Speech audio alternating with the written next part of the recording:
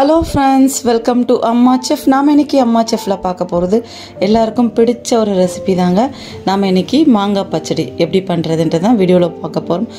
ரொம்ப சூப்பரான ஒரு ரெசிபி. இனிப்பு, புளிப்பு, உப்பு, காரம்னு எல்லா டேஸ்ட்டும் இதில் சேர்ந்தது தான்.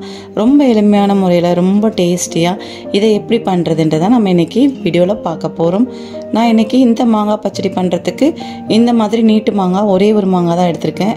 இதோட அளவு பார்த்திங்கன்னா 250 கிராம் போல் இருக்குது. இதை நம்ம இப்போ க்ளீன் பண்ணிவிட்டு நல்லா சின்ன பீஸாக கட் பண்ணி எடுத்துக்கலாம்.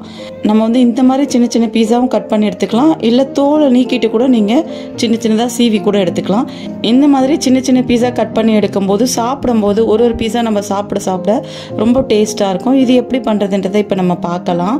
கடாயில் 2 டேபிள் ஸ்பூன் அளவுக்கு எண்ணெய் சேர்த்துக்கோங்க. எண்ணெய் நல்லா சூடாகணுங்க. இதுக்கு கம்மியாக எண்ணெயே போதும், ரொம்ப அதிக எண்ணெய் தேவைப்படாது. எண்ணெய் நல்லா சூடானதும் 1 ஸ்பூன் அளவுக்கு கடுகு சேர்த்துக்கோங்க.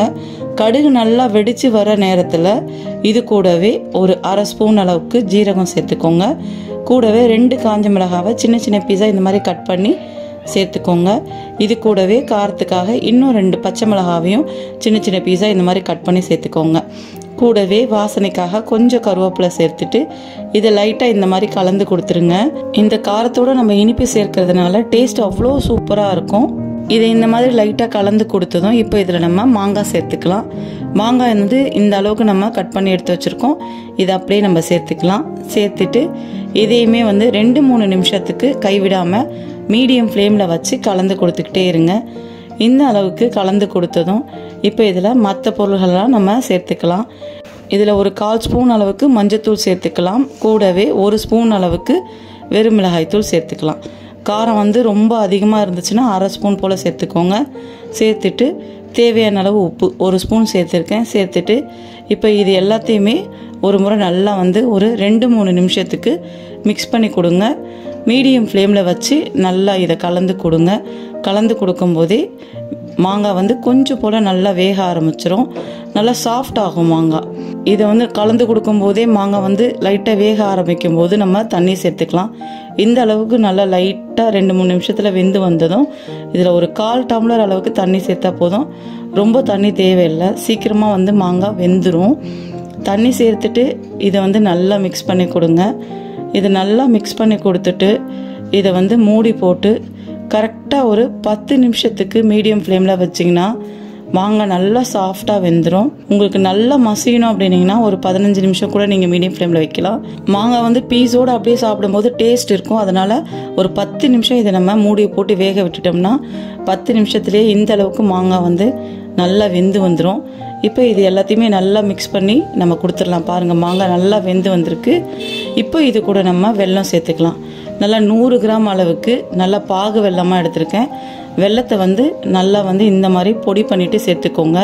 இது தூசி இல்லாத வெல்லம், நல்லா சுத்தமான வெல்லம்ன்றதுனால நான் அப்படியே சேர்த்துருக்கேன். உங்களுக்கு வெல்லத்தில் தூசி இருக்கும்னு நினச்சிங்கன்னா லைட்டாக தண்ணி விட்டு நல்லா அதை சூடு பண்ணிவிட்டு அதுக்கப்புறமா நீங்கள் வடிகட்டிட்டு இது கூட சேர்த்துக்கோங்க வெல்லத்தை. நான் அப்படியே சேர்த்துக்கிட்டேன். சேர்த்துட்டு இதை நல்லா மிக்ஸ் பண்ணி கொடுத்துட்டு இதையுமே ஒரு 10 நிமிஷத்துக்கு மீடியம் ஃப்ளேமில் அப்படியே நம்ம விட்டோம்னா நல்லா சூப்பரான மாங்காய் பச்சடி ரெடி ஆகிடும். இது நல்லா மிக்ஸ் பண்ணியாச்சு, உப்புலாம் கரெக்டாக இருக்குது. இது அப்படியே மீடியம் ஃப்ளேமில் 10 நிமிஷம் விட்டேன். பாருங்கள், ரொம்ப சூப்பராக ரெடி ஆகிடுச்சு. இது நல்லா மிக்ஸ் பண்ணி கொடுத்துட்டு நம்ம அப்படியே சர்வ் பண்ணோம்னா அவ்வளோ சூப்பராக இருக்கும் சாப்பிட்றதுக்கு.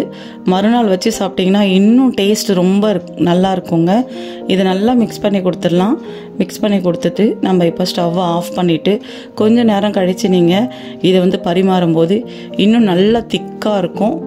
எல்லாருக்குமே ரொம்ப பிடிச்ச ஒரு ரெசிபினா இந்த மாங்காய் பச்சடி தாங்க. ரொம்ப எளிமையான முறையில் நம்ம இப்போ எப்படி பண்ணுறதுன்றதை வீடியோவில் செஞ்சு காமிச்சிருக்கோம். நீங்களும் வீட்டில் செஞ்சு பாருங்கள். செஞ்சு பார்த்துட்டு உங்களோட கமெண்ட்ஸை கொடுங்க. இந்த வீடியோ ரொம்ப பிடிச்சிருந்ததுன்னா உங்கள் ஃப்ரெண்ட்ஸ், ரிலேட்டிவ் எல்லாருக்குமே ஷேர் பண்ணுங்கள். அம்மா செஃப் சேனலை இது வரைக்கும் நீங்கள் சப்ஸ்கிரைப் பண்ணாமல் இருந்தீங்கன்னா மறக்காமல் அம்மா செஃப் சேனலையும் சப்ஸ்கிரைப் பண்ணி வச்சுக்கோங்க. நன்றி, வணக்கம்.